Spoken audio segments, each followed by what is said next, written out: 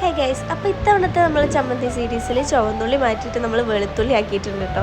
അപ്പോൾ നമ്മൾ ചുവന്നുള്ളി കൊണ്ടുള്ള ഒരു ചമ്മന്തിയൊക്കെ ഇട്ടപ്പോൾ ആരോ പറഞ്ഞ് ഇതൊക്കെ എല്ലാവർക്കും അറിയാവുന്നതല്ലേന്ന്.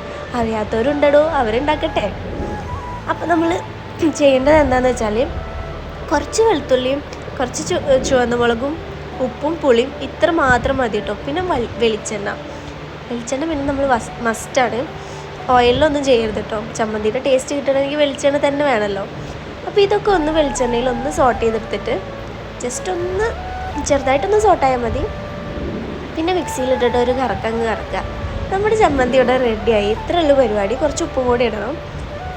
പിന്നെ നമ്മൾ നേരത്തെ ഇത് ഒക്കെ ഒന്ന് സോട്ട് ചെയ്യാൻ വേണ്ടി എടുത്ത വെളിച്ചെണ്ണ തന്നെ ഇതിലേക്കൊന്ന് ഒഴിച്ചിട്ടൊന്ന് മിക്സ് ആക്കുക. നല്ല അടിപൊളി ചമ്മന്തിയാണ്. അപ്പോൾ ട്രൈ ചെയ്യാത്തവർ ട്രൈ ചെയ്ത് നോക്കുക. ട്രൈ ചെയ്തവരാണെങ്കിൽ ഇതിനെക്കുറിച്ചിട്ടുള്ള കമൻറ്റ് ഇടുക. Thanks for watching.